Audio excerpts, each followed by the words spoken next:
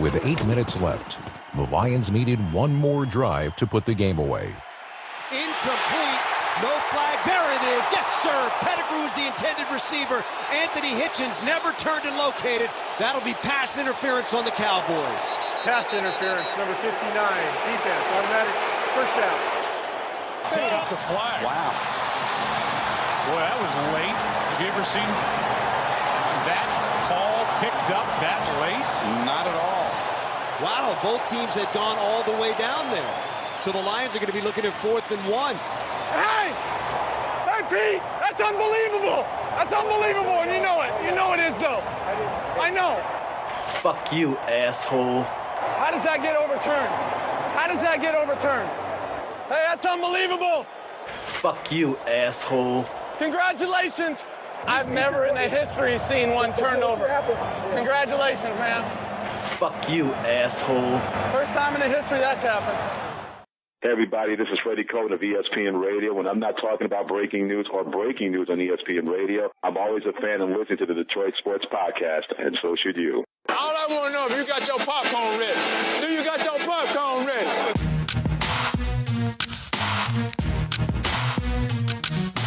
5 seconds left in the game. Do you believe in miracles? Yes!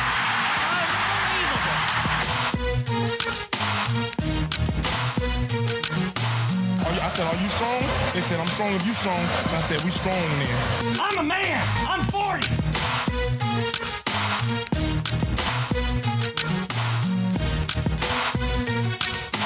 Darren McCarty gets his shots in at Claude Lemieux. And look who came all the way out to try to help. Patrick Waugh. Oh, my goodness.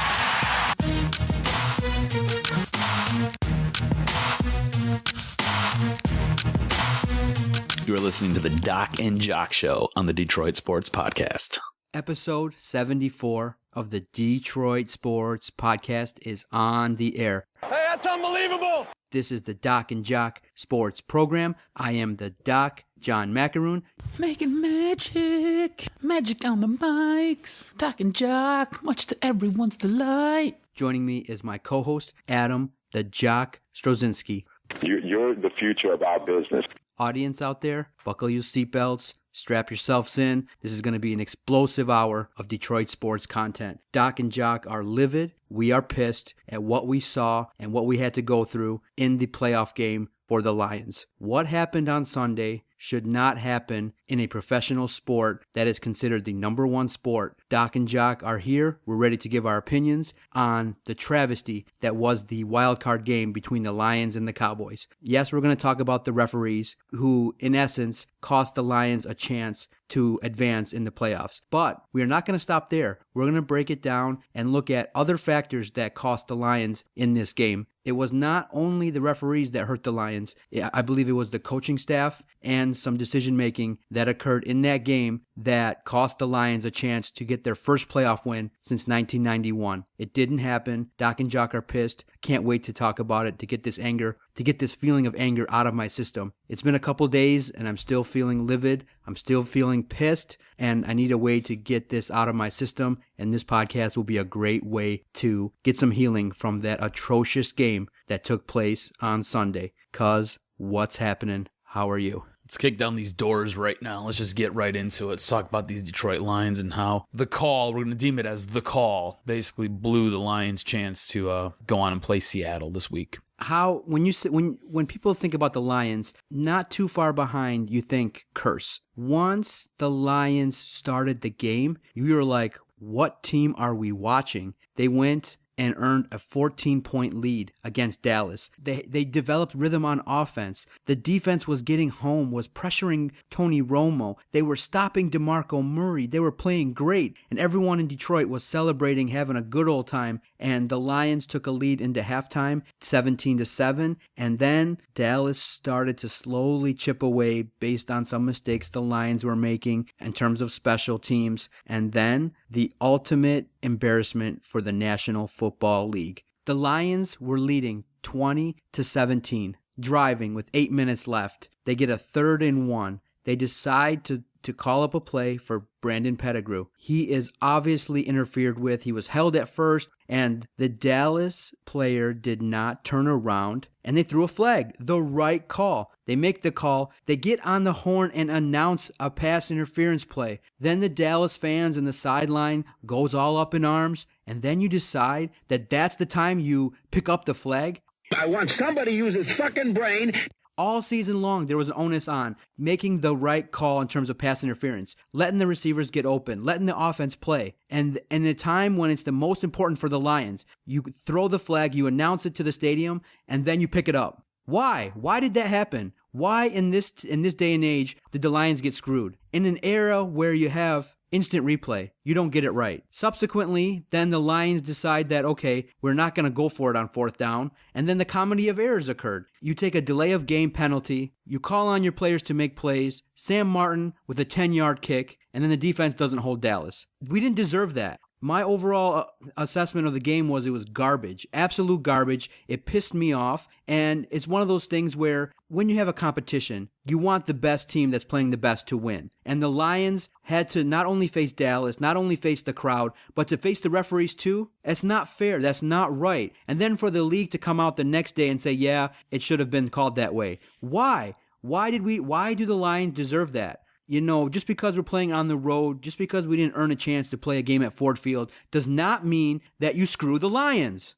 Why? Why did this have to happen? This is important to a lot of people. You have organizations, you have fans, you have a fan base. Let the players play, use the technology that you have. And an aspect that I want to talk about later on is Jim Caldwell's reactions. His calm and cool demeanor is rubbing me the wrong way, because anybody with emotion that's invested he should have been throwing his headset. I would have been ejected. I would have gotten myself ejected, and then I would have rammed the ball down their throat and taken a go-ahead touchdown. Not try to be passive and not put the game in the hands of Tony Romo at home. I wouldn't have done that. The Lions needed to step up and overcome those adversities. Did they do that? No. And that's the weakness of the team all year. 3rd and 4th and 1, and you can look at a lot of different things. 3rd down, you're calling a pass play to Brandon Pettigrew. You don't target Golden Tate. You don't target Calvin Johnson. You target Brandon Pettigrew on 3rd and 1 play.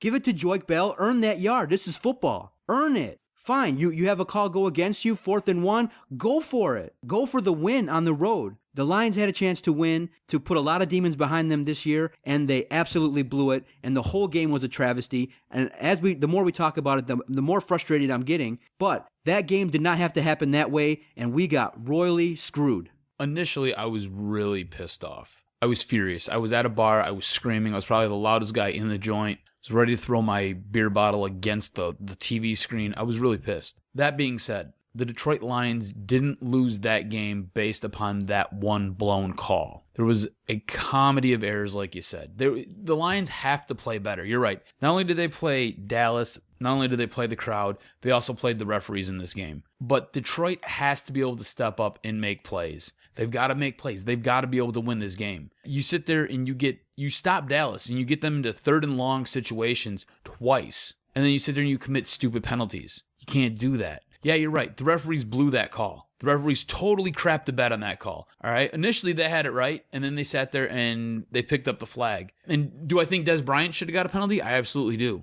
There was no call there, though. What makes it even worse is days later, TMZ comes out, releases a video with the head of officiating for the NFL jumping off a party bus, hookers and blow. Think about it. With the Dallas Cowboys. You can't have these types of issues. The Lions, though, have to make plays. Sam Martin can't punt a ball 10 yards, okay? And he did the same thing last year versus Cincinnati in overtime. Why is this guy choking in the big situations, dude? Come on. It just sucks that when our coaches here in Detroit try to make decisions based on percentage plays, it just backfires. All in all, you would think that the defense would make a stand. Jim Caldwell's thinking, okay, I'll punt it deep. I'll let the defense take over and do their thing, get a turnover to win the game.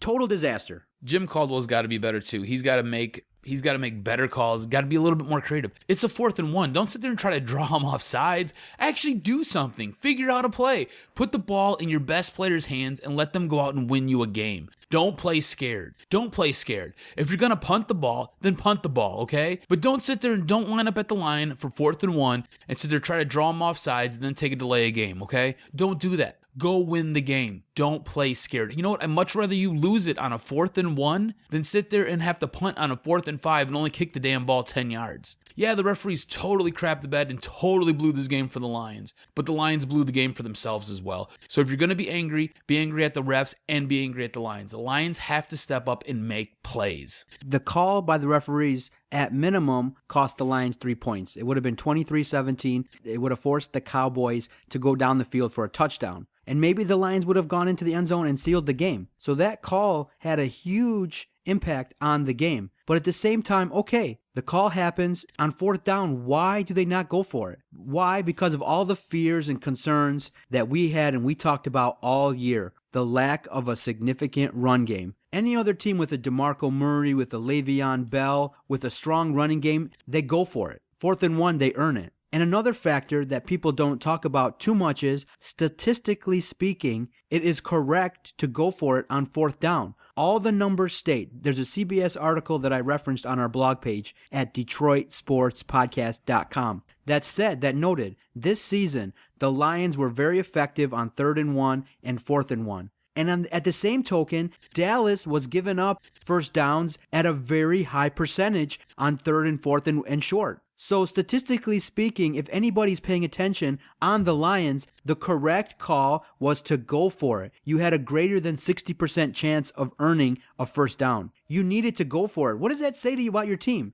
Okay, Jim Caldwell is going to say, well, hindsight's 20/20, and it's very easy to look back and decide when you know the result. But at the same time, you don't know the facts. You don't know the proper statistics in terms of winning. The higher percentage play was for the Lions to go for it, hands down. And I'm sick and tired of Detroit Lion teams not going for the jugular. Jim Caldwell is calm, cool, collected. He doesn't show too much emotion on the sideline, but sometimes your team needs that. In a rare instance, in a situation like this, your headset needs to be flying. Look at Urban Meyer in the game versus Alabama. Huge call goes against him. His headset's chucked. He's got emotion. He's got passion. And okay, Jim Caldwell, it's not a natural thing for you, but this is the playoffs. This is not the regular season. Your team could have fed off of that. Get that headset, bust it on the ground, run on the field. You could have got yourself ejected. You think anybody in Detroit would have cared? You needed to be finger pointing. You needed to be yelling. You needed to be asking for a serious explanation as to why it was announced. I have never seen a play where the referees call the penalty and then change their mind based on reactions. It's unbelievable. And the reactions of the coaching staff for the Lions hindered this team. It's not right. Jim Caldwell should have went for it on 4th down. He needed to take the bull by the horns, take this game down and earn a victory. You didn't do that. And what happened? What everyone thought would happen. Dallas would come down the field. Romo did not throw an interception. He led his team down the field, and they scored the go-ahead touchdown. This draws a big light on the NFL, too. There's no credibility in the NFL anymore. The officials, you had everything that happened this year with Ray Rice and that entire debacle, right? You sit there, you've got guys stepping on players during this game. They're not getting fined. Ndamukong Suh gets fined $70 for stepping backwards on Aaron Rodgers. And then you have this, you basically have the call. That's what we're going to deem it. We're going to deem it the call, right? And you have NFL officials getting off of party buses with opposition. The NFL has no... I'm flabbergasted here. I think I'm flabbergasted here. They're resting on their laurels, believing all the hype. They're the number one sport. No Money's raking in, but no credibility. And check this out, cuz. That crew did not work together consistently all season. How do you set these guys up, right? How do you set these guys up and put them in big spots? You can't do that. And especially a team like the Lions, where the Ford family is pumping in huge money and advertising dollars. The Lions are always stepping up to help other teams by hosting games, and that's what we deserve. That's not right. An investigation needs to happen into why that play happened, what were the factors that led to them changing the call, why didn't they huddle up, why did they announce the call and then change it? Don't worry, the NFL just cover it all up anyways. It doesn't matter. No, this is not going away. You have to count on TMZ to figure it out. I think that the passion in Detroit may keep this story going because it's not right. And if you have any thoughts of impropriety going on in the NFL, you're going to have a huge problem. Yeah, the NFL right now is struggling with credibility, but at the same time, the Lions needed to step up and take the game and not let the refs do that to them, not put the game in the refs' hands. And then after the game, it's just heartbreaking to watch. You have to go into the locker room, listen to the players. You got our behemoth and Ndamukong Suh crying at the podium. The season's over. You know that there could be a lot of changes this offseason. Right now, it's likely that our defensive coordinator, the architect of the number 2 ranked defense in the NFL, is sitting in an interview table trying to get a job. He may be gone. Ndamukong Suh may be gone. Nick Fairley gone. May be gone. You look at the schedule next year. The offensive line, that's going to get broken up. The defensive line, that's going to get broken up. 11 There's going to be wins. a lot of moving pieces next year. 11 wins. And we need 11 wins this year to get into the playoffs. 11 wins. You look at that schedule next year, it's brutal. There's going to be a turnover in this team. Yes, you have a collective group that's competitive, but it's not going to be the same. This team had a chance to make some history, to do some strong things, and it just feels like this season, like you said, the expectations changed. Yes, we won 11 games in the regular season, but in the key moments when it was time to turn an average team to becoming an epic team, it just didn't happen. And it felt like all the forces were against us, and I hated seeing one of our leaders crying at the podium. That just sucked. That's heartbreaking. Maybe it's because it's his last game. Maybe because he poured his heart and soul into a game, and you got that result. It wasn't cool. It was tough to see, and Ndamukong Suh broke down after the game during the press conference, and he had to regroup. He had to collect his thoughts and come back and address the questions by the media as to why they were screwed. The Lions didn't deserve that, and it was tough to see. So I want to ask you, you see Ndamukong Suh up there at the podium, and he's holding back tears. You can tell he was very emotional about the game. All season long, you kind of were railing on him, myself included. Ndamukong Suh is a polarizing figure in the city of Detroit because of the fact that he's a little gruff with the media. There were several press conferences he didn't show up to. He has a history of on-the-field issues, and he could have been suspended for this game versus Dallas. But seeing him crying at the podium, did that do anything at all to endear him to you and to maybe change your attitude towards him being a member of the Detroit Lions?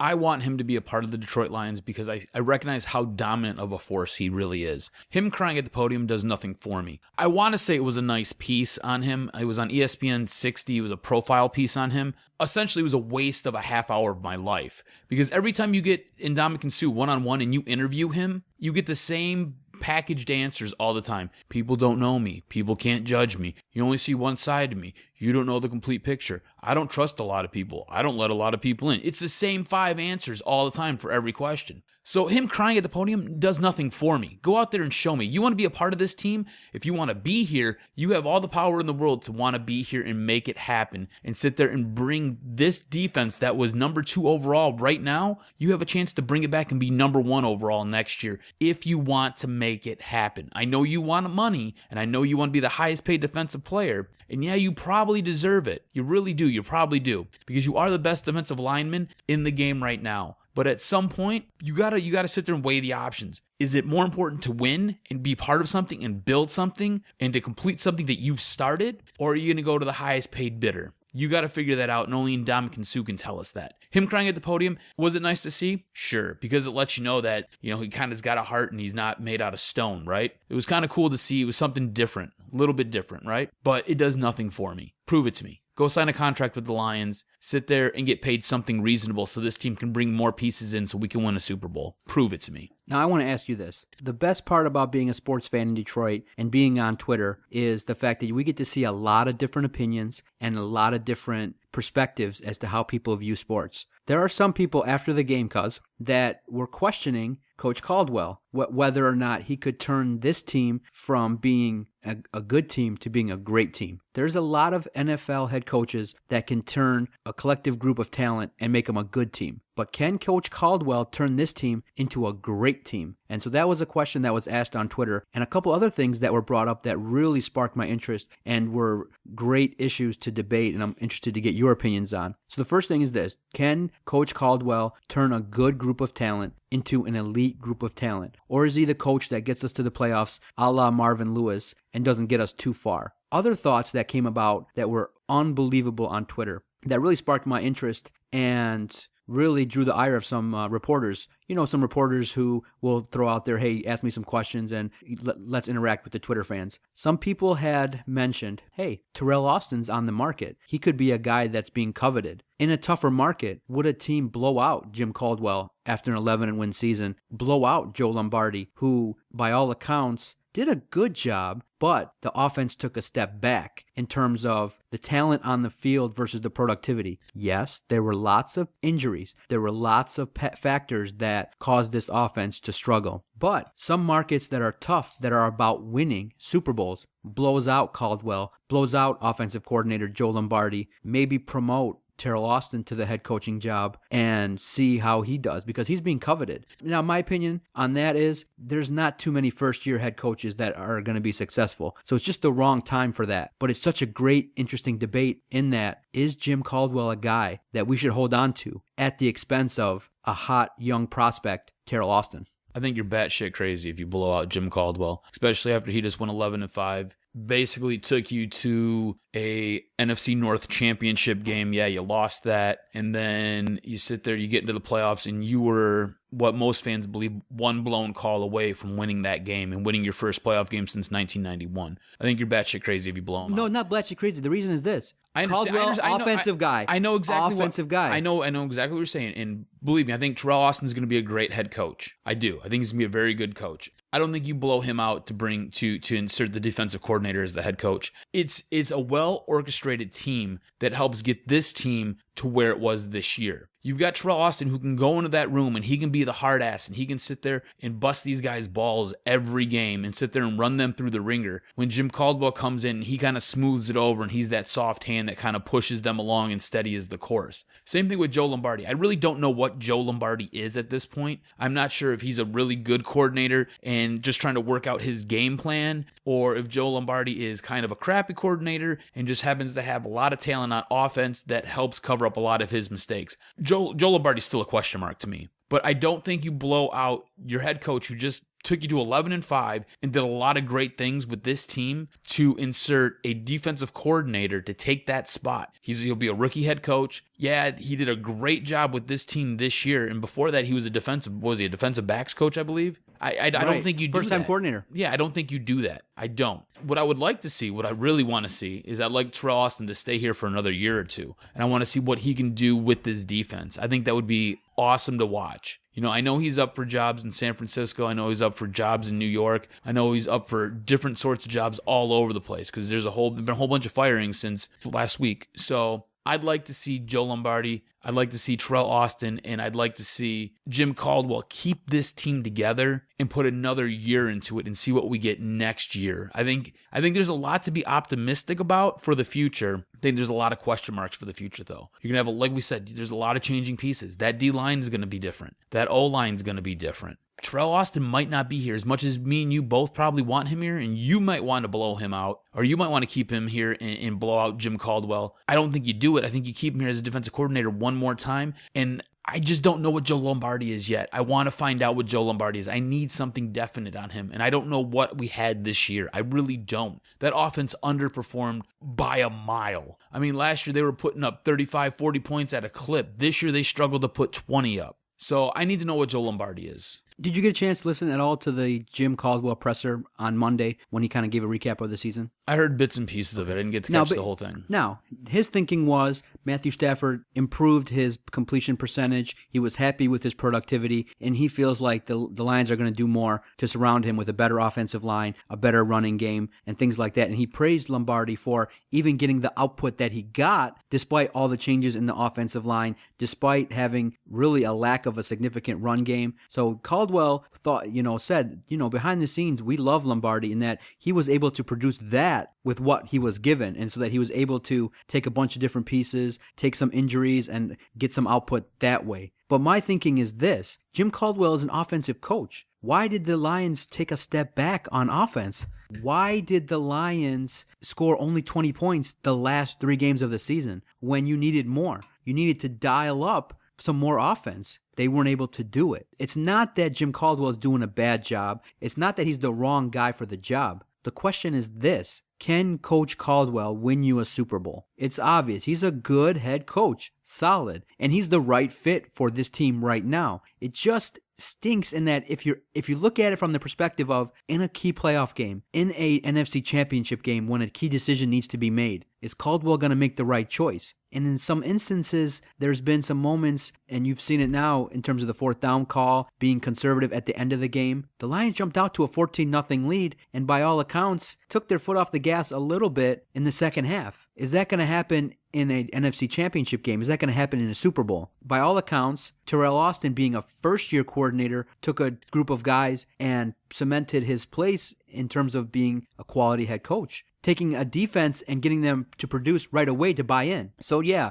what's going to happen is Caldwell's going to be here. He's going to be the guy in charge. Things are going to change. But it's interesting to look at and to explore. We got an older coach right now who's really on the conservative side in key moments. You might need that young, brash guy, that young, brash head coach to get this team over the hump. Why don't you do this then? Why don't you grab Terrell Austin, pull him off to the side, and say, hey, you're the next guy, you're next. 3 years from now, you're next. You're next. Pay him a little bit now to keep him happy, and watch his monitor his success. Kind of cut a backdoor deal. Nothing's signed. You just sat there and you guys have come to an agreement. If everything keeps going the way it's going, in 3 years, when Jim Caldwell decides to either step down or can't do it anymore, we now supplant you as the number one guy here. Now here's the mitigating factor that's going to maybe throw a wrinkle in your idea.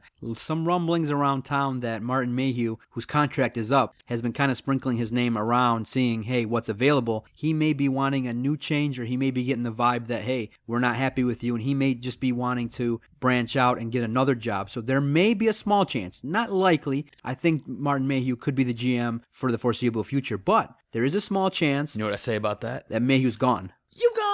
You know who we got? See you later. You know who we got? Take E. Brown with you. You know who we got? Who you got? We got the Zan Man, baby. The Zan Man. Brian Sanders. And then you never know. That's a name I don't get to bring up until draft time. That's I love right. the Zan Man. That's right. So you may be seeing some changes in the front office. So unfortunately, you can't make those kind of decisions because a new guy may come in and just want his own pieces, and he may That's not true, be but I think on the Terrell Austin bandwagon. If everything that Terrell Austin does, and if he keeps projecting the way he's going, you'd be an idiot not to sign this guy and make him a head coach, right? Do you agree? By all accounts, he had a great season. I mean, I've always wanted a defensive team, and we had a defensive team. And then when you, by all accounts, built a great offense, and they just sputtered, and they never really took off. They hit the runway, they put it in gear, and it just really never took off. It just sputtered. And even going into the season, we sat there and we said the biggest issue this team is going to have is defense. It's going to be defense. It's going to be that secondary. What was the talk of the league? It was this defense, and it was how outstanding our secondary was. So this guy has a knack of taking negatives, making them positives,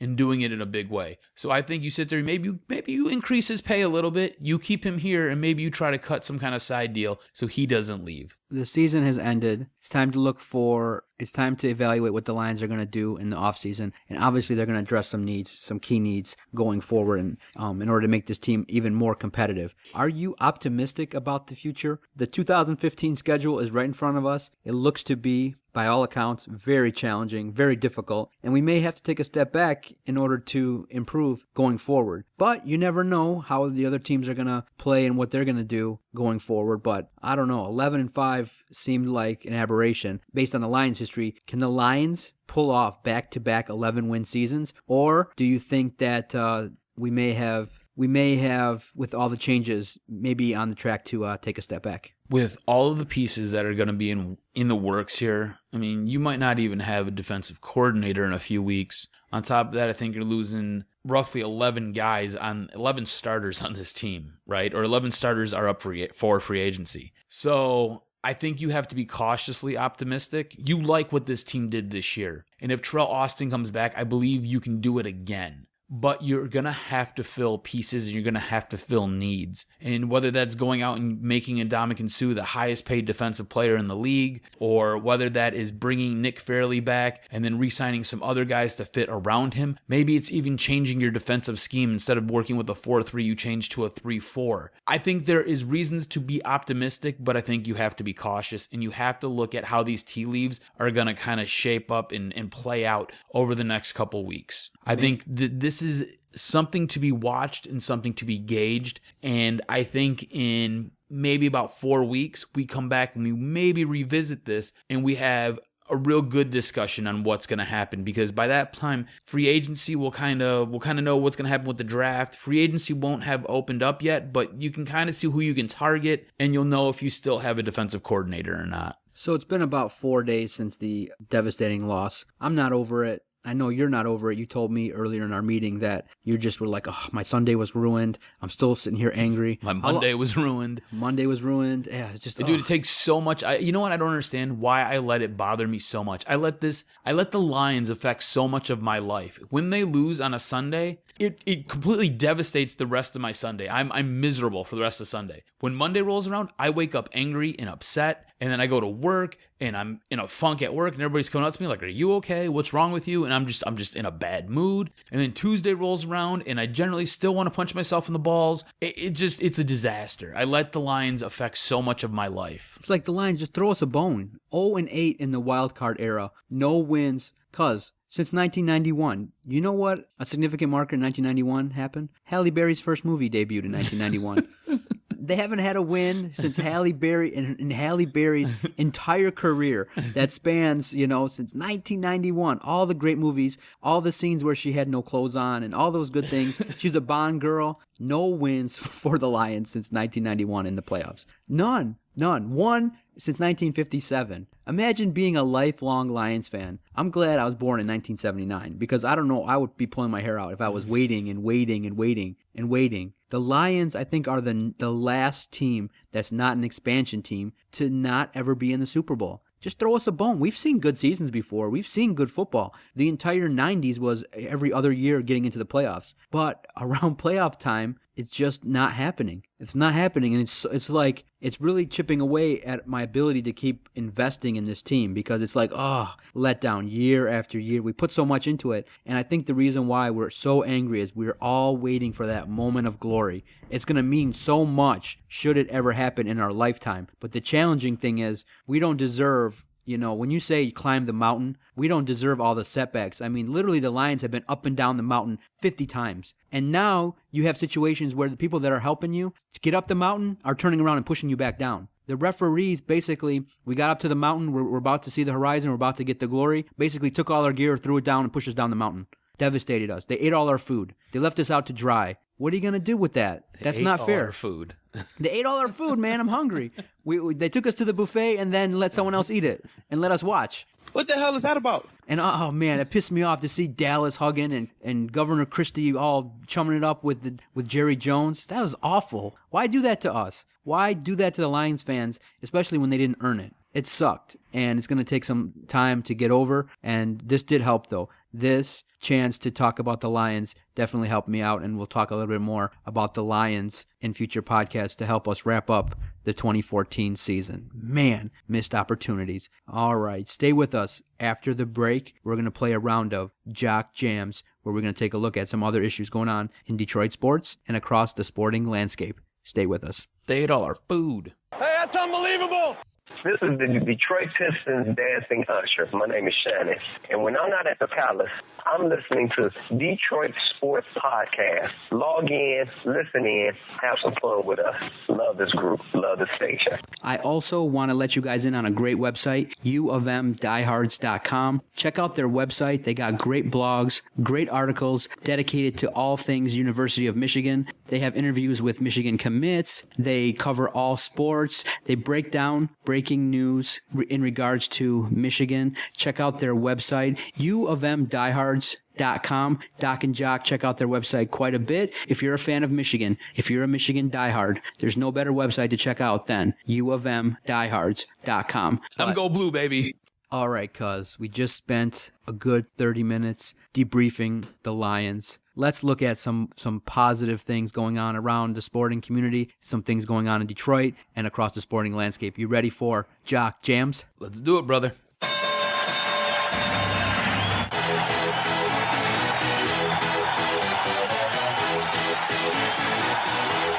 All right, let's start with something positive. Okay. The Pistons, since the departure of Josh Smith, have put a hurting on some teams. They've played a much better brand of basketball. Brandon Jennings is balling out. The guys are playing as a collective unit, and they put together a significant win streak to get themselves somewhat back into the conversation. It was looking dire at 5-23. But since this recent run of good play, the Pistons have kind of brought life back to basketball fans. What's been your take on the Pistons' resurgence, and by all accounts, is there a chance maybe playoffs? It's amazing what one guy can do to a team, how one guy can either make or break a squad. Josh Smith on this team totally handcuffed it and basically chained it to the basement floor and turned a hose on it and told it to put the lotion on. You get rid of Josh Smith and just watch this team fly now. Up and down the court. Guys are rooting for each other. Guys are out there playing for each other. It's kind of exciting. I'm going to be honest with you. It's kind of exciting. It's almost fun to watch a Pistons game. You're still kind of on edge because you're kind of like that battered girlfriend. You don't want to just totally invest yet because you might get pushed into the coffee table one more time. But it's kind of fun to watch. It's good.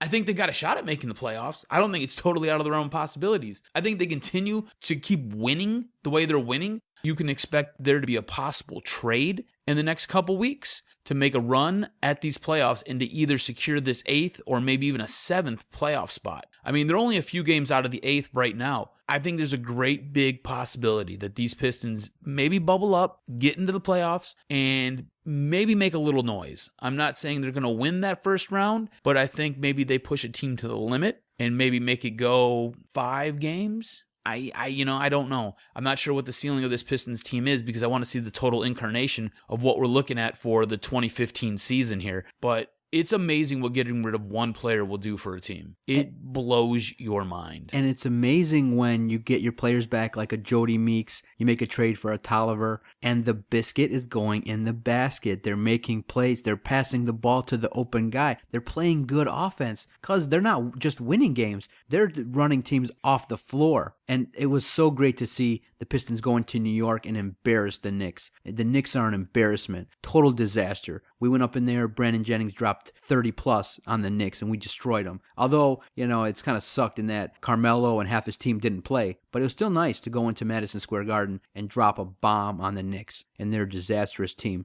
You realize that they're scoring just over 108 points a game right now? Wow.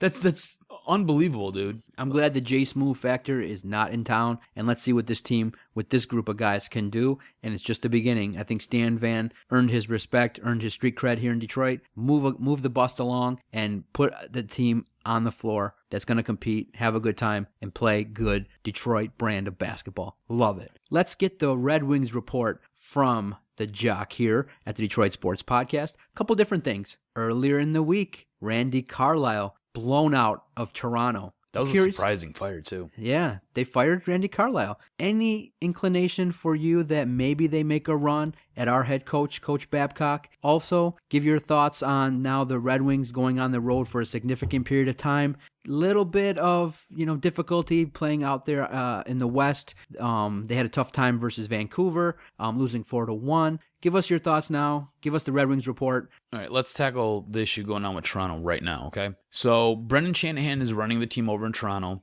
He has a relationship with Mike Babcock. Before the season even started, there was all the speculation that Toronto's going to make a push for Babs. I think Toronto is loading up for Bear. I think they're going to go hard at Mike Babcock. All right, I think they'd be stupid if they didn't. But that being said, I think Ken Holland and Mike Babcock, I think they've had conversations. I know they've had conversations, but I think things have not come to an impasse, but things have come to basically a gentleman's agreement here, and I don't see Babcock leaving. I really think he's going to stay. I think he likes the influx of the young talent that he's got coming in. He's got the veteran guys here. I think he's comfortable here. I think he wants to stay here, and I think this team will continue to win, and I think I don't think he's going anywhere. I think Toronto's going to have to go look elsewhere. Let's move on to what's going on with the Wings now. All right, the Wings, the first half of this season thus far, they have played the most home games out of anybody. So now they're about to go on the road. They've got a huge stretch of road games coming up. I think the Wings will be fine. I think they'll come out of this ahead. I think they'll continue to keep picking up ground in the playoff chase. I think currently they are third in their division, so I think they'll be okay. They tend to play right around 500 on the road. I think they're going to be just fine. I say look for the Wings. By the time February 14th rolls around, I say look for the Wings to have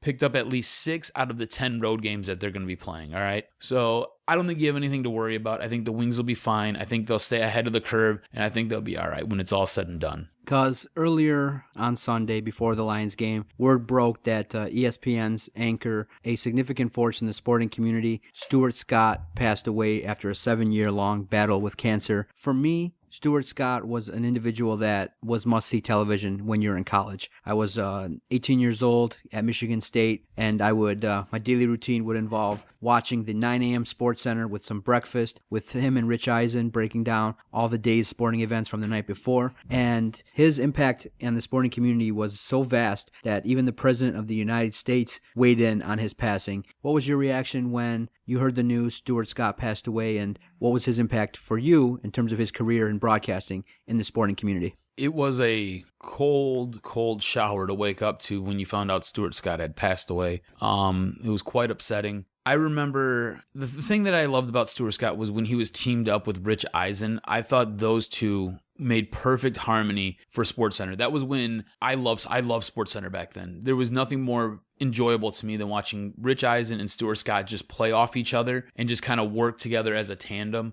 I loved watching that. I thought that was great. I thought what those two brought to the broadcast really sold it. I would wake up in the morning, like you said, I'd sit down and I'd eat my cornflakes, and I just enjoyed watching those two guys banter back and forth, and you could see that there was a love there. They just weren't put up there, and they just weren't two guys doing a show together. They were two guys who cared about each other, and there was a lot of mutual respect there, and they basically made sports music for me. And I enjoyed watching those two guys. I liked what Stuart Scott brought to the broadcast. He made it okay to be you, to add a little flair to it, to make it a little bit fun. You know, he would have his catchphrases, and because of that, other guys then kind of got to go on air and do their own thing. You know, I mean, you've got Chris Berman on NFL Live, and he's doing his you know, all that. I think a lot of that comes from Stuart Scott being able to go on there and just be Stuart Scott. Be who he was and bring what he brought to that broadcast day in and day out. And it's a sad, sad day that he passed away and he lost his life to cancer. I will say this much, though. The years that he put in fighting cancer, he kicked cancer's ass all the way up until he couldn't kick it anymore. He was a significant role model for a lot of people, and for that, he will be missed. And from us here at the Detroit Sports Podcast, our condolences to the family. It's a sad, sad time, and we just wish that we could have enjoyed Stuart Scott on television and as a person a little bit more. After the break, we're going to get a chance to get some perspectives of some friends of the podcast regarding the Lions and see if maybe we can get some more insight regarding what happened with the Detroit Lions. So stay tuned. The second half of the podcast, we're going to have some interviews and we're going to talk college football. Stay tuned.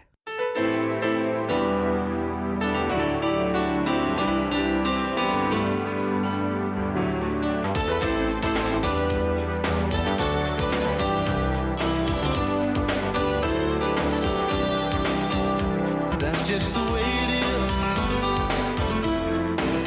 is. Some things will never change. That's just the way it is.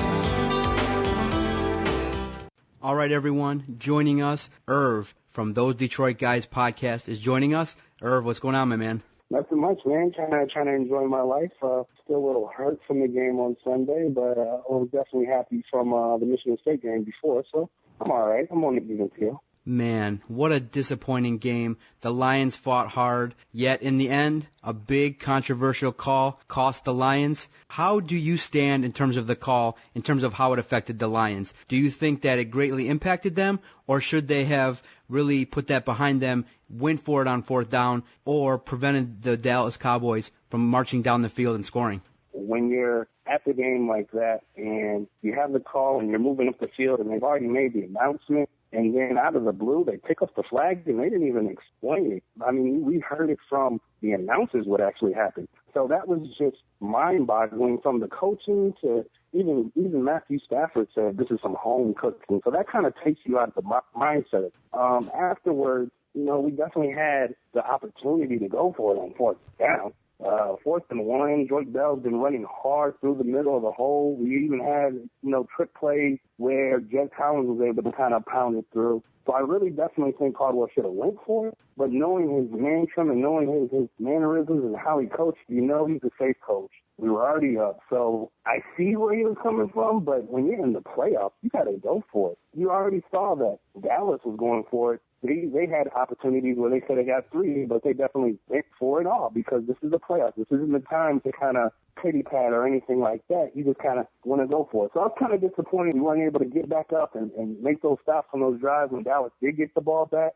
The muff punt, and I mean not the muff punt, but the botched punt. I mean it just ended up going downhill at the beginning of that terrible call that they're going to be talking about, that people are still talking about, that it's going to go down as one of the biggest plays, almost as big as the Green Bay Seattle play from the replacement referee. It's like change has to come off of something that absurd.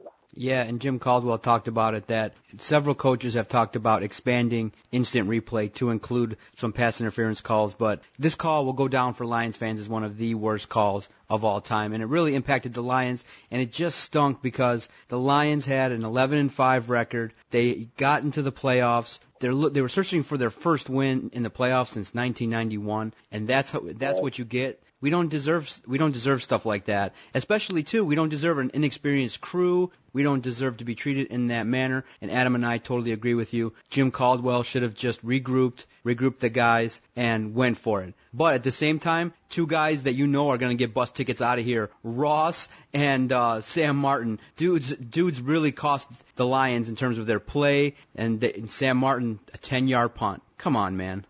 Yeah, I mean, it's funny because it was last year Sam Martin had did a botch punt before in a very important game. I feel confident in Sam Martin overall. He was still top 10, top 15 punters, but Jeremy Ross, I definitely see that. You saw on that first play where they allowed Tate to field the punt, and he got lit up. So I think they were kind of a little bit more worried about his safety, so that's why they kind of didn't allow Tate to do it. But if they want Tate or even Reggie Bush or somebody next year, they might do that, because Jeremy Ross just didn't show me anything all year. There was no big explosive plays. I think the biggest play that he had was off of a penalty, so he might have 1 or 2, but overall he wasn't able to do anything. So you definitely have to make a change in that aspect. Now, an unexpected strength for the Lions this season was at defense. Out of the blue, first-time defensive coordinator Terrell Austin rallies the troops, and this defense finished number 2 overall in the entire NFL. And as you would expect, a lot of teams are calling, asking for permission to speak with our defensive coordinator, looking for him to become a head coach. Next season, do you think he's a head coach, or do you think he stays with the Lions 1 or 2 more seasons, get that seasoning in order to become a really good head coach? Yeah, I think if a team offers him a job, he's going to take it. Atlanta, 49ers, I would assume Atlanta's probably the best fit, because they're in need of a defense, and being able to see what the Detroit Lions are able to do off of a hobbled defense, without Trillick, without Fairley, without a lot of DBs and nickels that we didn't have, and we're picking up guys from the street, like a Josh Bynes that people still don't even know who he is, and he was able to get a lot of snaps this past season. He's definitely going to be looked at in how they analyze his team. So I wouldn't be surprised if he's on the first opportunity. He's going to take it. You got to give it to him, what he's been able to do. But, this defense has to continue. We still have to be able to keep our team. We still have to be able to keep our leaders, DeAndre Levy, now Tahir Whitehead, Grover Quinn. Those guys really have to be able to move that defense along with whoever the new coordinator is, knock on wood. Hopefully that doesn't happen. But, what he was able to do, number one, rushing defense, the only 100-yard rusher we had was Eddie Lacy, and then we come back and go against DeMarco Murray and hold him to 75 yards. That was just telling you that, okay, we had one bad game on that aspect, no more. So they continue to do what they did all season long when it came down to the defense. Now, Irv, let me ask you this. The Lions went 11-5. They came just 1 game short of earning a home playoff game and earning a divisional title. Even though they did not close the deal versus Dallas, do you consider the 2014 season, Jim Caldwell's first as head coach, a success? We did at the beginning of the year, Mayhew said he's bringing in a coach to win. Everybody knew we had the talent, we had the roster. I think I would have to call it a success, a small success, a success in the right situation, in the right direction, mainly because, one, nobody knew that our defense could do what they did. But two, you got this rookie coordinator, offensive coordinator that you keep. I mean, you had rookie coordinators on both sides, but you had the rookie offensive coordinator who we just couldn't keep it going, but we were able to still continually see those wins. So, I mean, my main thing is next year, the offense definitely has to improve. It has to show some consistency. And even Caldwell said that. He said it in his past press conference that our offense has to show consistency in order for us to be successful. And I think he's really going to be looking at Lombardi next year. Like, he stays loyal to his guys, but after so many times, I mean, we looked at the kicking situation. We went through 3 kickers. I wouldn't be surprised if Lombardi is on the hot seat next year if we can't get that offense clicking. So I would call it a success, but he definitely sees where his strengths and weaknesses are, whether it's personnel, from the coaching, or from who's on the field. And I think he will make necessary changes, hopefully by sometime in next year if we have to. Hopefully it doesn't have to come to that. Hopefully Lombardi gets a feel on how to call plays and how to develop his offense, and we are able to move on to that next level. So we'll have to see what happens, though. But I do call it a success. Now, how funny was that the Lions finished with 20 points for 3 straight games? I couldn't believe it. So let's look ahead. Let's look forward to what a lot of Lions fans call the Lions Super Bowl, the NFL Draft. Where do you think the Lions need to really heavily focus on to improve the 2015 roster, get us back into the playoffs? Well, I think, you definitely have to retool that offensive line. There's no way that Stafford should be getting sacked 40-plus times next year, whether it's through free agency or through the draft. Definitely retool that offensive line. Swanson, he didn't start. He played backup. Riley Reef, when he was a rookie, he really didn't start. He played backup, but now those guys are going to be another year season, so hopefully they're able to hold it down, and then maybe another rookie or so, they'll be able to give them a chance. I don't know if I can trust the Adrian Waddle or any of those guys. But the number one thing that I would think we need is a running back. Reggie Bush, he just can't break tackles anymore. He's one-handed and he's down. Like, he can't go through the tackles. He's just open space, which is the same thing Theo Reddick can do. And Theo Reddick can't run through tackles either, so can't even think about that. Now, Drake Bell is definitely a good runner between the tackles, but he doesn't have that breakaway speed that you need. And this year's draft class is stacked with running backs. You can name almost any conference, and they have at least 2 power backs that have gone for 200 yards plus in their game. Melvin Gordon is going to be the main name that I think that the Lions might be able to snatch at that end of that first round, where we're picking at number 23. So I definitely think we need a running back, and that will definitely be able to give it balance. Because all these great teams that are moving forward, like Dallas, they have a good 1-2 running combination and throwing combination. And we weren't able to show that consistency. We didn't have a runner rush for over 100 yards this whole season. So that just kind of tells you where we have a lack in that area as well. Irv from Those Detroit Guys podcast, kind enough to give us a few minutes. Irv, before I let you go, if you got a free moment out there in Cali, just have a look at the 2015 schedule, have a shot, and realize it's going to be a long year next year. They have a brutal schedule, and they got a lot of work to do in order to get back to 11 wins. And I'm just sitting here right now at the end of the season. I'm just looking back, reflecting. This season could have been a really great season had just a couple more bounces went our way. They didn't. I have a good feeling the Lions are going to retool, but man, oh man, it's going to be a tough challenge. Yeah, I saw some of those teams that we have to play next year. It's definitely a lot harder than what we're going to go after this past year. They're really going to have to be able to win those close games and keep a lot of those mistakes that we had this year down. Because I like the Chicago game, we made so many mistakes, and we were still able to win that game. That's because it was against a bad team, but we won't have that much slack this coming year. Check out Those Detroit Guys podcast. New episodes drop every Wednesday on iTunes. Check them out on our timeline at Detroit Podcast. Irv, thanks for your time, my man. We look forward to chatting in the future. Hey, appreciate you having me. All right, I want to thank Irv from Those Detroit Guys podcast. His show comes out every Wednesday. Irv and Gandy always bring the noise. They have a great podcast. Check them out, Those Detroit Guys. You're the future of our business, and I know when you guys have a podcast like this, our future is in good hands. I'm Megan McCormick out here in Fox Sports LA, and when I'm not sitting out in the sun, I'm listening to the Detroit Sports Podcast. You got to check out their stuff. I mean, I'm really impressed by it. You guys have probably one of the better ones I've seen in the country. Wow. In a short period of time, you've done good work. Look at me kissing your hand. I know. All right, everybody, on the line. He's been on the podcast before, friend of the podcast, writer for the Detroit Sports Nation, Travis Newville. Travis, what's going on, my friend? Not a whole lot. What's happening? Man, a disappointing end to the Lions season. Awful game. We chatted earlier with another friend of the podcast. I'm just curious to get reactions from people other than myself and Adams. Adam and I were basically screaming for about half an hour regarding the call, as we decided to call it. Once that play went down, what was your reaction, and what is your take on the impact that call had on the Lions? Oh, man. I mean, it took all the energy right out of my sails.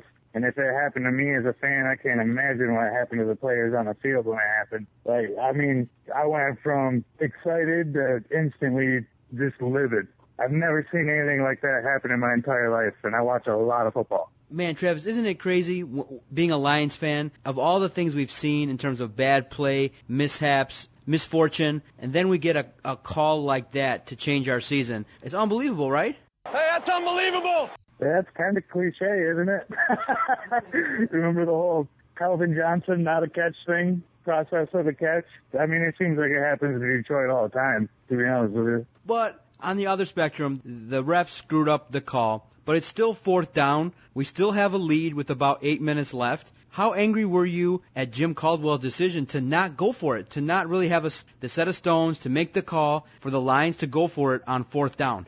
Nobody could have predicted a 10-yard punt from San Martin. So you can't really lay it at the hands of Jim Caldwell. I mean, he did what he's done all year. He put the game in his defense's hands, Sam muffed the punt, and everything from there went downhill. Yeah, we don't blame Jim Caldwell, but somewhere out there, a voice is in my head saying, you play to win the game. It's 4th down and 1. Statistics say that it's in your advantage to go for it in those situations. Why not? I mean, yeah, we didn't expect Sam Martin to punt the ball 10 yards, but you get that 1st down, you keep the drive going, you have a chance to get that field goal. I just think that Jim Caldwell really, because of the horrible mistake of the refs, is really maybe going to get off easy, because for me, I was livid during the call, and then when 4th down happened, I mean, Dallas was not going to jump off sides. That was not going to happen. And it just goes to show, Dallas took initiative, went down the field, scored the game-winning touchdown. I really wish Jim Caldwell would have went for it.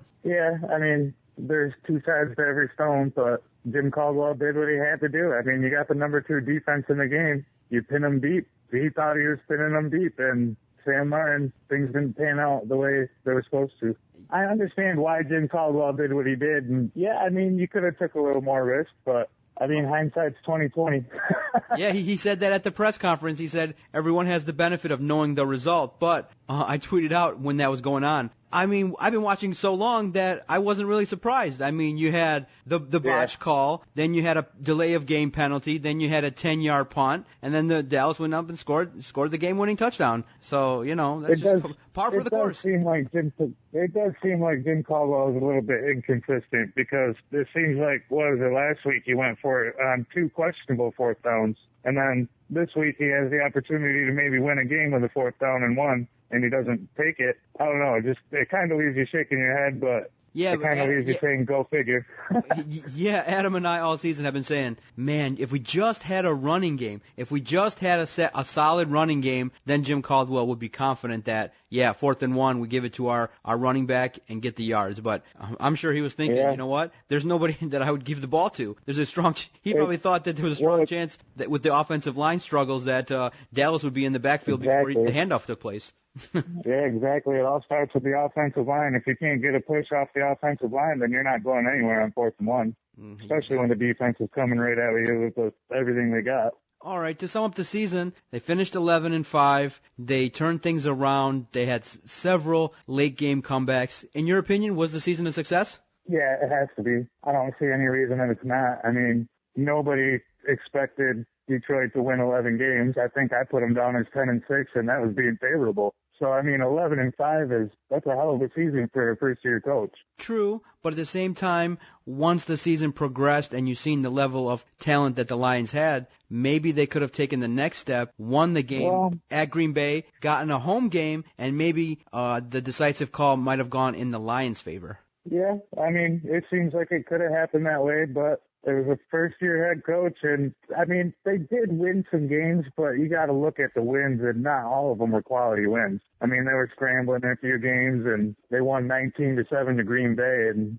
you could play that game 5 times, and that wouldn't happen again, you know what I mean? Yeah, exactly. Travis Newville from the Detroit Sports Nation, kind enough to give us a few minutes talking Lions, wrapping things up with the Lions in the 2014 season. In your opinion, after the game, Sue was all crying, was very emotional, had to regroup and come back to the podium to answer questions. Do you think Ndamukong Suh will find a way to maybe take less money or re-sign with the Detroit Lions?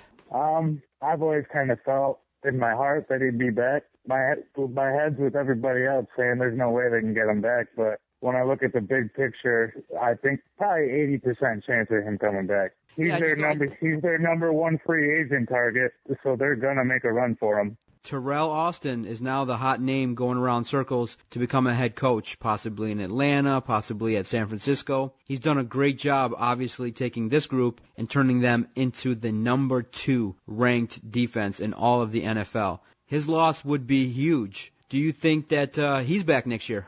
No, I don't. I think now's the time for him to grab a head coaching spot. He's getting the interviews for a reason. He's gonna get the job. I think he wants the job. And Caldwell straight up said that he'd be surprised if he was back. Yeah, he did a great job. And when you come from the lineage of Baltimore, and then when you turn around the Lions defense, you're gonna turn some heads, and it's gonna stink. Well, it's gonna be interesting to see how the Lions respond to the massive change that could happen in the offseason. Have you had a chance to look at next year's schedule? Yeah. It's looking brutal, man. What do you think? What were your thoughts when you look at that schedule and you see some of the teams that we got to go out and face, especially on the road? Well, I'll figure that out once we see where our roster stands, like after the draft and after free agency. Last year, this time, we were looking at our schedule this year saying, oh, man, it's brutal. But, we made it out on top. Matthew Stafford, in your opinion, did he do enough for you to consider him taking the next step on his journey to becoming elite? I don't know if I would throw the E word around there, but I think he's going to be our franchise quarterback whether we like it or not. And I think he can win some more games, but him and Joe Lombardi have got a lot of work to do in the offseason. Yeah, and from what Jim Caldwell said at the presser, it kind of looks like that they want to surround him with some more talent. They want him around 60%, 60% completion percentage. He got around that this year. His turnovers were down, and Jim Caldwell He's got to get more time in the pocket, though. He needs, yeah, exactly, and he needs a running game to help protect him a little bit more. Yeah, exactly. Get some play-action passes going off, and they can do some damage. Thank you for the time talking Detroit Lions. You can find Travis's work at DetroitSportsNation.com. Went away for a little bit, but back on the grind. We appreciate your time. Travis, you're always welcome here, man. Even if you go elsewhere, you're always welcome here at the Detroit Sports Podcast, man. Thanks for chatting with us. No problem. Check out all the writers at the Detroit Sports Nation, DetroitSportsNation.com. Excellent website, great content dedicated to all things Detroit sports. Give their Facebook page a like, Detroit Sports Nation. Our collaboration with them has been great, and we look forward to talking with more of their writers in 2015. And also out there, Jeff, if you're listening, please feel free. The DSN girls have an open invitation. They don't even need to be invited. I'm extending an invitation right now over the airwaves. Jeff, the DSN girls want to call up Doc and Jock, promote anything, they're more than welcome. Just come and sit in the studio or on my lap. Hey, that's unbelievable!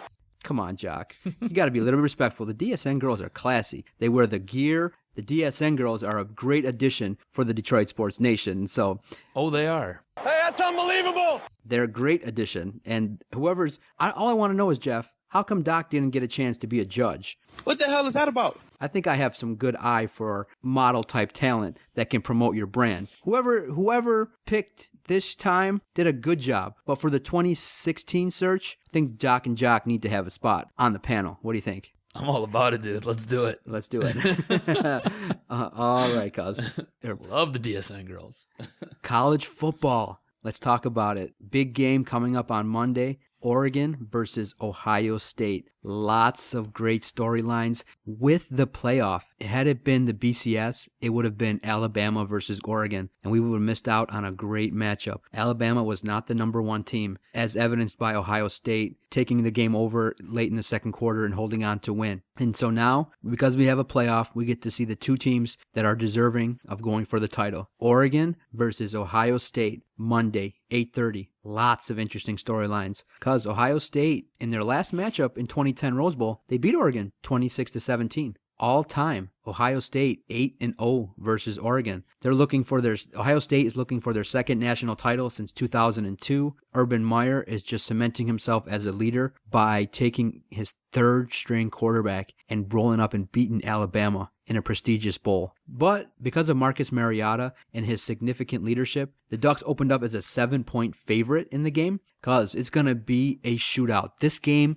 is going to be a must-watch college football game. Let's look at it like this. Oregon, since their loss to Arizona, 9 straight wins, all by double digits, scoring at least 42 points. Ohio State hasn't scored less than 31 since losing 35-21 to Virginia Tech. Both run the spread offense, both have significant speed, both have a mastery of the offensive game in terms of their level of play in college football. It's going to be so exciting. I can't wait for kickoff. It's going to be a close game, and in the end, this, by all accounts, from what I've been witnessing, everyone thinks whoever has the ball last is likely to win this game. It's going to be a shootout. It's going to be a great game. I don't think it's going to be a dud. I don't think it's going to be a defensive battle. I think that Ohio State's key players are going to make some plays. There's going to be some big runs. And Oregon, Marcus Mariota is such a leader. Now, they played surprisingly well without their wide receiver, Devin Allen, who was out for the bowl game versus Florida State, and he's going to be out again for the game versus Ohio State. It's just going to be one of those situations. Who's going to win the battle? The offensive line and the defensive line? Who's going to make more of the key plays late? And it may be a costly turnover late that decides this game, or it may be whoever has the ball last driving down the field is likely to take this one down. It's going to be such a great game. I'm looking forward to it. And I do think Ohio State should be given more respect. They do have a realistic chance of winning. 8-0 all-time versus Oregon. They did win their last matchup. They are playing well. They do have a lot of momentum. So this is going to be a great game, and Ohio State needs to have some more respect going into this game.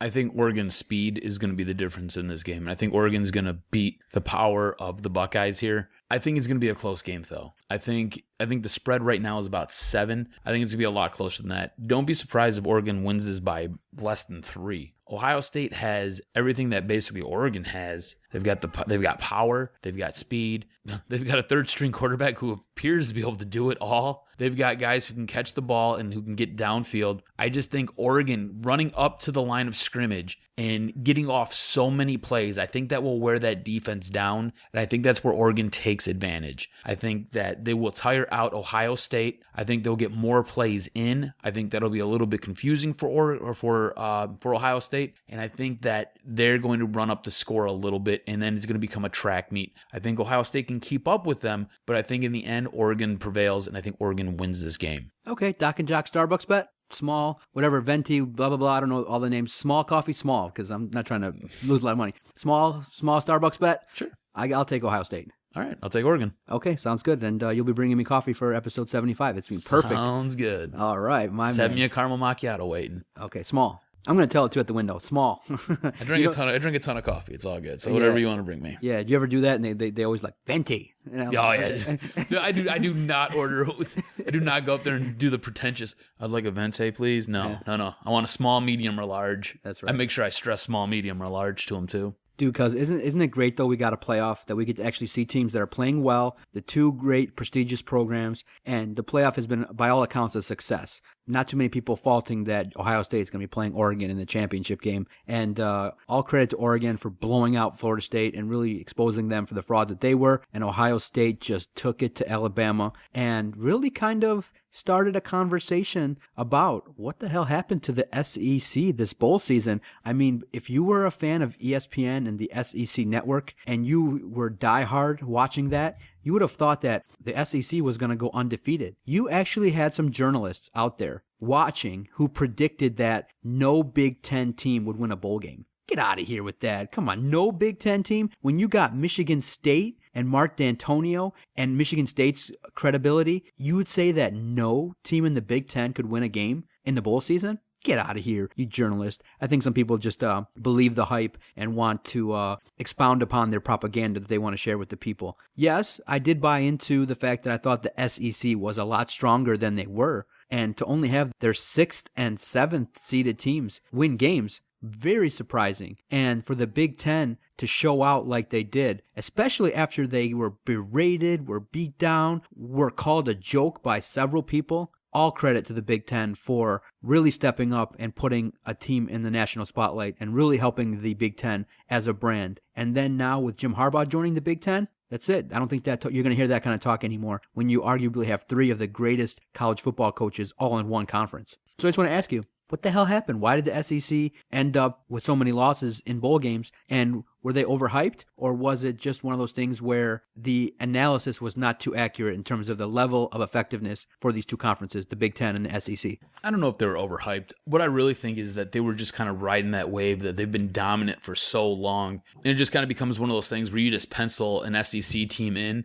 because they've sat there and they've run the table for the last, 5, 6, 7, 8 years. So I think that had a lot to do with it. As far as the Big Ten being better than the SEC, I don't know if that's the case yet. I think that gap, though, is definitely shrinking. I think you're going to see a much more competitive Big Ten team going forward now. Like you said, we've got Mark D'Antonio, Jim Harbaugh, Urban Meyer. On top of it, you got James Franklin. You got a lot of good coaches in the Big Ten who are starting to plant roots, and the Big Ten is really starting to take shape here. I think you might see something like the SEC West where you've got 5 or 6 schools who basically bludgeon each other all season long to sit there and win that division and then go on to represent their conference. So I think the gap is just getting a little bit smaller, and I think the SEC just kind of rode that wave of being so dominant for so long that you almost felt obligated to pencil them in so they could move forward. That's what I really believe happened here. So then, New Year's Day 2015 started off with a bang in terms of college football. Michigan State was able to weather the storm because Baylor went balls to the wall. So many deep plays burned our secondary, it was unreal. Baylor's offense is legit, and Michigan State weathered the storm. They weathered mistakes. They showed their grit. They showed their toughness. They showed why Michigan State is a national powerhouse. Michigan State victorious over Baylor in the New Year's Day Bowl, in the Cotton Bowl. Great victory for Michigan State. Another statement bowl game win for Mark D'Antonio, especially with all the news surrounding the program. Everyone was dropping their pants and wanting to do things with Michigan. All the Michigan love, all about Michigan. I was still waiting to turn on a game and see Michigan in a bowl game. I didn't happen. Don't worry about that. It didn't happen. That's the common joke. I had to say it. I'm the Doc is the Sparty and Jock is the Michigan fan. But I had to say it was a proud moment. And the way we won the game was so exciting. Connor Cook with a horrible turnover. Horrible. Why are you throwing it? And then you had the camera finding the perfect fan in the crowd, and he's uttering WTF into the camera. And all the Sparty Nation's like, Connor Cook, why would you throw that? That's why you're coming back. And then we get the block of the field goal. We drive down. Connor Cook has a chance to find a couple open receivers on 1st and 2nd and goal, and he misses them horribly. There was this one replay because they slowed it down. The receiver was wide open. They're showing Connor Cook slow motion throwing it to him, and it was such a horrible pass. I was like, that's the end of me. He was so wide open. Like the receiver, the guy in the secondary was like a yard or two behind him, and he's cutting in, and Connor Cook missed him. 2nd down, same thing happens. He missed him. 3rd and goal, boom, touchdown. We take the lead. And then whenever you need a key play on defense to stop the game, you need a bulla. The Lions needed a bulla to stop the freaking Dallas Cowboys. They didn't have a bulla. We did. Interception to end the game, and all hell broke loose. It was a Sparty party up in here. I was dancing. I was excited. It was such a great game because, in essence, it was a game that Michigan State needed to keep that respect. Michigan State has earned it. It sucks now. We're going to lose a bunch of players, a bunch of great players, and we lost our defensive coordinator, Pat Narduzzi. But one thing, though, I'm a true fan. When Michigan State's defense was giving up all those plays, I blocked his ass on Twitter. I was like, that's enough. because I looked over and I had seen on Twitter that he had already changed his profile to say he's the head coach of Pitt, and he had Pittsburgh clothes on. And so I saw that, and the defense was giving up horrible plays. I mean, how more embarrassing is that? Like, take your ass to Pittsburgh. Get out of here. It immediately happened. I blocked his ass on Twitter. Coach Narduzzi cannot follow the doc from the Detroit Sports Podcast because a 6'9" Baylor offensive lineman was basically doing the Dion dance into the end zone. 6'9", 350 pounds plus, kind of waltzing into the end zone untouched. I was livid. I'm glad I didn't have nothing in my hands because it would have been on the floor in anger. 6'9", 350 plus. Baylor was so disrespectful on offense that they tried everything, and they threw the book at Michigan State, and they gave up a lot of yards. And they gave up a lot of key plays. But Michigan State shut it down at the right time in the fourth quarter. So thank you, Pat Narduzzi, for your work. But this is Sparty Party. Once you leave Michigan State, unfortunately, we can't be a fan of you anymore. So hopefully Michigan State gets a chance to play Pitt down the line and we get to crush you. Michigan State has built a foundation of football that I can respect. Great running game, great defense, clutch moments, a quarterback with experience who puts mistakes behind him. It was all good. Baylor, Michigan State, put Michigan State on the map yet again. All good. I can't wait for Michigan State to go into the big house and show Jim Harbaugh welcome to the Big Ten. Dude, that final 10 minutes of that game was insanity. It was just crazy. There was a point there, I think it was about 12 minutes in, I shut it off. I was like, I can't watch this anymore. They're going to lose. And then I was like, maybe I should go back and check it out. Flip it back on. Next thing you know, it's a ball game. So congratulations. I tip my hat to Michigan State. Guys played a great game. I wouldn't really say Baylor's got a great defense. You know how you hung 42 on them. But I tip my hat to Michigan State. Offense came through. Defense came through. Special teams came through. That's a good unit over there in East Lansing. A very good unit. It sucks that you're losing your defensive coordinator. Me as a Michigan fan, I'm happy about that because it's going to make our road maybe a little bit easier. We're not really sure yet. We'll see what happens. We'll see how you guys rebound next year. But going forward, it's going to set up for an epic Big Ten season. Got D'Antonio, got Harbaugh, got Urban Meyer. This is going to be great. Hopefully one of these three teams comes out and raises the flag for the Big Ten, and hopefully somebody gets to wear a national championship crown. Yeah, I wouldn't call it great. I think Urban Meyer has now cemented himself as the class of the Big Ten, and he's going to be king of the mountain, and everyone's going to be looking up at him for a little bit of time. So that's another challenge for Mark D'Antonio and the state program is to try and find a way to regroup and compete. Michigan and Michigan State just combine our powers? Right, exactly. We just merge and form Devastator. Yeah, exactly.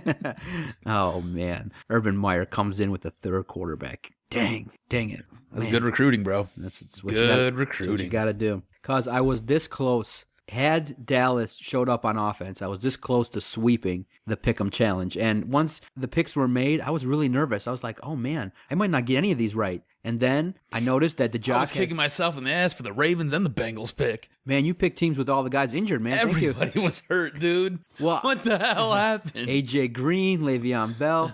I picked them right, man. I picked exactly right. Oh, Carolina, geez. Baltimore, and Indianapolis. Picked them right. But, of course, whenever you pick with the Lions, I always get screwed. But in the end, I'm still leading by 2. I'm very happy. I'm winning 50-48. Going even with you last week is all I need to do week in and week out. But this week is going to be tough with the picks, man. Lots of high spreads. And I'm first. So it's going to be tough. But I think... By the way, the bonus game from here on out, since the Lions are out of it, we'll do it whatever the late game is. Yep. So the latest game, we'll make that the bonus game. We'll make that worth either 2 or 3, all the way up until the Super Bowl, or it'll be worth 5 points. Okay. Sound good? Sounds good. Awesome. All right. So first pick, there's a strong chance Baltimore, riding the momentum, could go into Foxborough and win. I don't think so. I think it's going to be a tight, competitive matchup. So in this game, the spread opened up at 7. So that's just a lot of points that I don't think New England's going to. I don't think New England in that defense, especially if the Harbaugh and Harbaugh connection are there on the sideline. If Jim Harbaugh is there again, forget about it. Michigan got a lot of free pub last week with Jim Harbaugh joining his brother on the sideline. How cool is that? But so my first pick, I'm taking Baltimore plus 7. Likely in the 24-21 range, give or take. I'm not sure who's going to win. I'm right there with you. I think, like you said, this game is going to be tight like booty cheeks. So I got the Ravens plus 7. Now, a lot of the media has Seattle dominating Carolina. All I could do was go into their last matchup, 13-9 at Carolina. I don't think Carolina's going to go into Seattle and win, but Carolina has a good defense, and they have the ability to limit Marshawn Lynch. They're getting 11 points. So with that pick, I'm going to take, some of the people are looking, online at 28-13, 15-point win. I don't think so. In this situation, 11 is kind of much. I think it's going to be in that 7 to 10 point range. So with my second pick, I'm taking Carolina plus 11. Going completely opposite. You got the 12th man in Seattle. You got Skittles sitting there running beast mode. You got Russell Wilson doing what Russell Wilson does. It's going to be insanity. Seattle's going to sit there and dominate, look for at least a 12-point win over Carolina. I got freaking the Seahawks minus 11. In the NFL instated game, the Ice Bowl, the game that all the NFL wanted, the second... Everybody but Lions fans. Everyone but Lions fans. The nation wants to see Dallas versus Green Bay. The line we got here is 6. I think that it's going to be a close game, maybe a 3 points or less game. It's going to be back and forth, an exciting game. Dallas has the ability. They've gone into Seattle and played good games. I think they're riding a wave of emotion. They're one of those teams that could get on a roll. When you have a strong running game, you have some talent. I think the 6-point spread is way too much, so I'm taking Dallas plus 6. Do you realize what you just said? Do you realize what you just said? You are taking the Cowgirls plus 6. Get the hell out of here. Do you know what Green Bay does at home? Better yet, do you know what Green Bay doesn't do at home? Green Bay does not lose at home. Green Bay is going to run a train on these Cowgirls. Choo-choo, all aboard. A-Raj, ramming boots up booties. That's what's going to happen here. Look for Aaron Rodgers to sit there, hit Jordy Nelson deep. Look for Randall Cobb to do crazy stuff out of the backfield. Watch for Eddie Lacy just to go off. Cowgirls don't stand a chance. Green Bay by at least 7. And then for the bonus 2 points. A lot of people think that Indianapolis can't keep up. Oh, man, the week off may hurt. This one's a tough one, but so I'm going to take the team that is giving up the 7 points. I'm taking the Denver Broncos minus 7 over the Colts. I just don't think that the Colts can keep up. I see the game in a 10 to 14 point range, especially due to the fact that Indianapolis doesn't have a running game. Their offense is, they're lucky they played Cincinnati that first week with all the guys hurt. So with the bonus pick, I'm taking Denver minus 7 over Indianapolis. Denver's another squad that doesn't lose at home. They are 8-0 this season. The Colts are 5-3 on the road. I'm taking Denver minus 7, sitting there with the thin air. Watch for Andrew Luck to suffocate. So that means then with the best you can do is tie me up. So no, that's good. This week. This week. The best you can do is tie me up. So that's good. I can sit back, enjoy the games, and not worry about you taking the lead. I'm just hoping that one of the teams getting the points takes advantage. Just one, and that'll balance us out. So we shall see. I've been scratching and clawing at you all season, dude. I dug myself a real nice hole to start this thing out. Man, it's going to be fun. Down the stretch, pay attention to the podcast to see what happens in the Doc and Jock NFL Pick'em Challenge. Cause another great podcast, another great way for us to break down the Lions game, to get over that mess that occurred. Love doing this podcast. Thanks to everyone who's been supporting us, visiting our website, DetroitSportsPodcast.com. Click on that Amazon banner. That's the free way to help us. All you do is whenever you make a purchase, click through our website, DetroitSportsPodcast.com.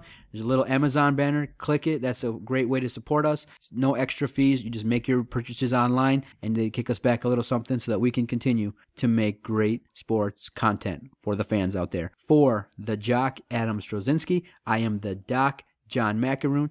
Thank you to the guests who join us. We look forward to having a great 2015 with lots of guests, lots of old friends of the podcast, and lots of new friends joining us, breaking down Detroit sports. Episode 74 is in the books. Peace out. Go Wings, go Pistons.